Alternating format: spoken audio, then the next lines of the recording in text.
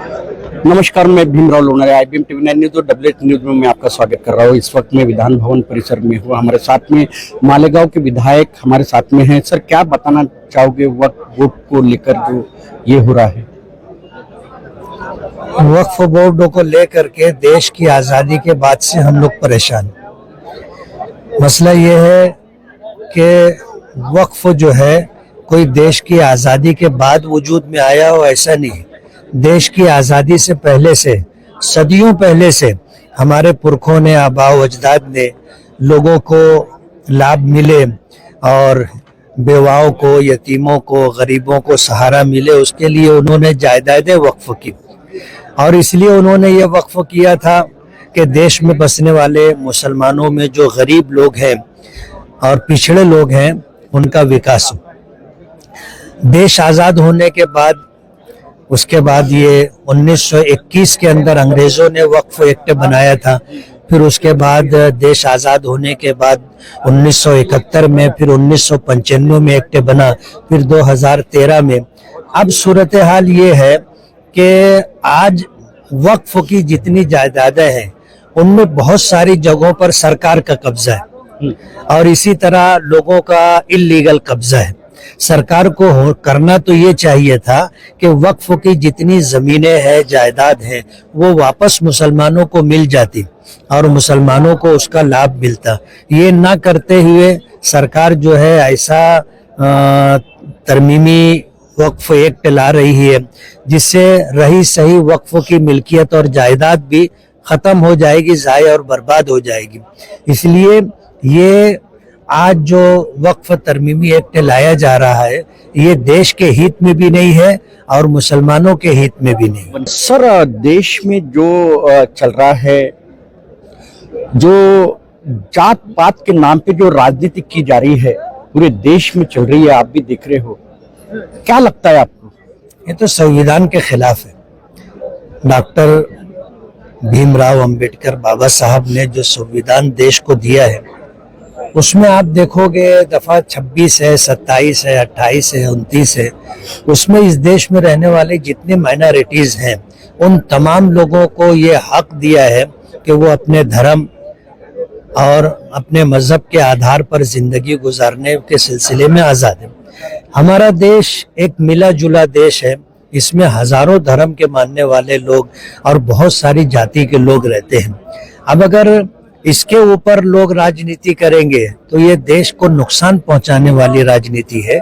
जाहिर बात है कि ये देश ऐसा है कि हम सब भाई भाई हैं, हिंदू, मुस्लिम, सिख, ईसाई सब भाई भाई हैं। जितनी भी जात और बिरादरियां हैं सबको अधिकार दिया गया हर एतबार से, सियासी, समाजी और मजहबी हर एतबार से अधिकार दिया है। आज अगर उस अधिकार को खत्म करने की बात होगी और जात बिरादरी के ऊपर अगर जो है राजनीति की जाएगी तो इस देश का बहुत नुकसान होगा, देश में रहने वालों का नुकसान होगा। अमित शाह जी ने जो महामानव डॉक्टर बाबा साहब अम्बेडकर जी के ऊपर जो बयान किया है, क्या लगता है आपको कि कहीं तो भी संविधान को धोखा है ना? कैसे है ना कि बिल्ली थैले में कितने दिन रहेगी। एक वक्त आता है बिल्ली थैले के बाहर निकलती है और आदमी के मन में जो होता है वो उसकी जुबान पर आ जाता है। आज जो उन्होंने डॉक्टर बाबा साहब अम्बेडकर के बारे में जो बात कही, संसद में जो बात कही है, वो बहुत चिंताजनक बात है। अम्बेडकर अम्बेडकर अम्बेडकर अम्बेडकर अम्बेडकर। उन्होंने देश को संविधान दिया है। अगर वो संविधान नहीं दिया होता तो आज वो जहां खड़े हैं वो जगह उनको नहीं मिलती। उनको तो इस बात को सोचना चाहिए कि इसी संविधान की बदौलत वो संसद में पहुंचे और इसी संविधान के बदौलत आज वो देश में होम मिनिस्टर है। आज अगर वो उनका ही अपमान करेंगे और इस तरह अपमान करेंगे तो ये तो बहुत चिंताजनक बात है। बार बार संविधान का अपमान किया जाता है। परभनी में संविधान का अपमान हुआ, उसे यानी मूर्खता में जो जिसने अपमान किया उसे मूर्ख बताया गया। एक शहीद हो गया भीम सैनिक। क्या लगता आपको? नहीं, ये देश के लिए अच्छी बात नहीं है।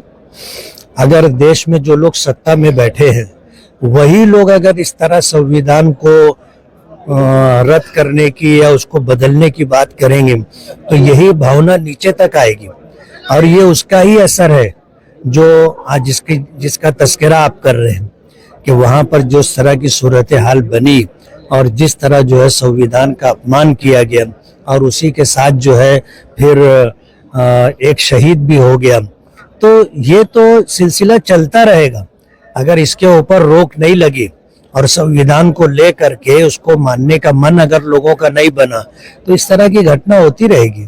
नहीं, लेकिन जो भीम सैनिक परभनी में जिसकी मृत्यु हो गई उससे यानी सरकार ने उसको अस्थमा के कारण मौत हो गई ऐसी बताया, लेकिन उसके माँ का कहना है कि मेरे बेटे को कोई भी बीमारी नहीं थी। नहीं, आपका बोलना बराबर है, कहानी बनाते देर नहीं लगती ना। पोस्टमार्टम पीएम रिपोर्ट के अंदर हम जैसा आदेश देंगे डॉक्टर लोग वैसा लिख करके दे देते हैं, ये कोई बहुत बड़ी बात थोड़ी है। तो क्या डॉक्टर भी कठपुतली है ना?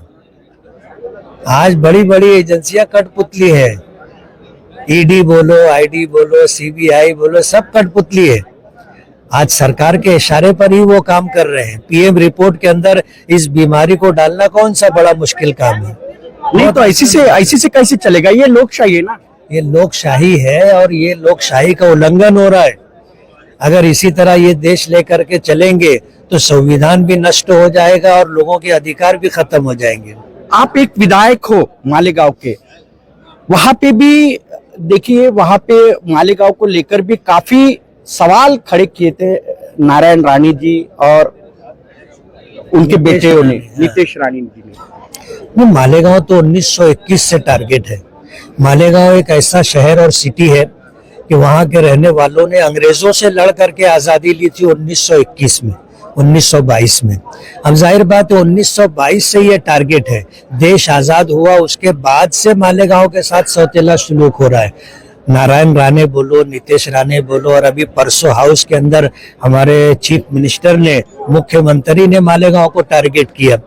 जबकि जो कुछ हुआ है उसकी पहले पूरी, अगर आपने एसआईटी टीम की गठन की एसआईटी टीम, तो उसकी इंक्वायरी तो आ जानी चाहिए थी। रिपोर्ट इंक्वायरी होकर रिपोर्ट आ जानी चाहिए थी। रिपोर्ट आने के बाद आप मालेगांव को कुछ कहते तो अच्छी बात थी, लेकिन आपने अभी रिपोर्ट भी नहीं आई, पहले से ही उनके ऊपर इल्जाम आपने रख दिया, तो जाहिर बात है ये सही, अच्छा नहीं। देश में अमन शांति रहना बहुत जरूरी है और इतना अच्छा संविधान महामानव डॉक्टर बाबा साहब अम्बेडकर जी ने हमें दिया है। आप क्या संदेश देना चाहोगे देशवासियों को एक विधायक के तौर पर?